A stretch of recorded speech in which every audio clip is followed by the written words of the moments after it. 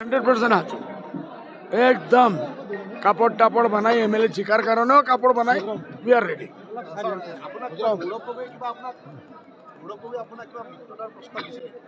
না নিদিয়ে আমিও কৈছো আমি অকলে চলিম নিদিও আমিও কোনো বাট চোৱা নাই তেখেত দিব বুলি আমি ভাবো তেখেত আমাক কৈ আছে বিজেপিৰ এজেণ্ট আমি কৈ আছো তেখেত এজেণ্ট এই লড়াইটো কোনেকে শেষ হব যুদ্ধ শেষ হওয়া তো কোনো লাইন নেই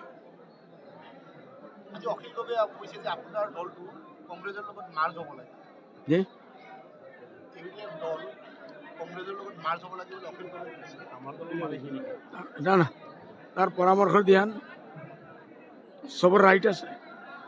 আমি এইটো নকওঁ অখিল গগৈ মাত্ৰ এজন কংগ্ৰেছৰ লগত মাৰ্জ হৈছে সেইটো আমি নকওঁ আমাৰ পাৰ্টি এনেকুৱা নহয় 18জনলৈকে আমি এমএলএ হৈছোঁ তিনিজন এমপি হৈছোঁ তাৰপিছতো আমি নকওঁ বোলে কংগ্ৰেছৰ লগত মাৰ্জ হ'ব লাগে যদি সি কৈ থাকে তাক ধন্যবাদ জনাইছোঁ মোৰ পৰামৰ্শ আছে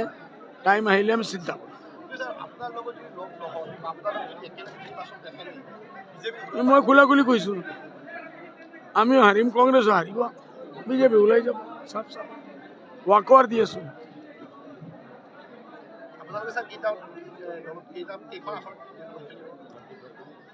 30, 31, 32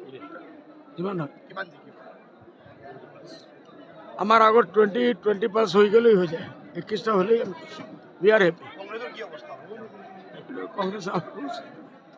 আমি কংগ্ৰেছৰ কাৰণে দোৱা কৰিম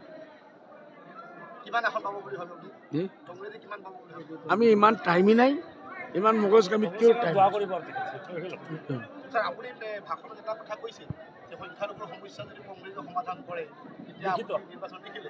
লেখাই পড়ে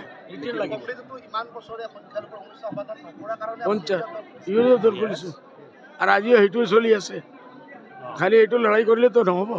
আমাৰ দুইজনৰ ভিতৰত ঝগড়া কৰি কৰি আমি বিজেপিক মাথাক বহাই দিছোঁ এইটো আমি চিন্তা কৰিব লাগিব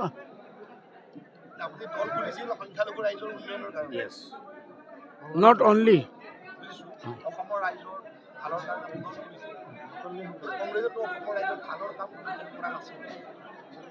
গদ্দি লাগে পাৱাৰ লাগে লাগে মহাৰাষ্ট্ৰ গ'ল পাৱাৰ লাগে কৰি কৰি হাৰিয়ানা গ'ল পাৱাৰ লাগে বিহাৰ গ'ল এতিয়া আৰু কোন আছে কংগ্ৰেছৰ ৰাজত্ব কোনো জাগাই নাই অসমো যাব আৰু বেয়া হ'ব পাৰে যদি সেনেকুৱাই থাকে মই যে প্ৰস্তাৱটো দিছোঁ আপোনালোকে এইটো ইমানদাৰৰ সাথে কংগ্ৰেছত দেখাই দিয়ক ভাল বোলে আজমল সাহেব খোলা কৰি কৈছে আহক না ঠিক আছে এইটো আমি লড়াই কৰিবই লাগিব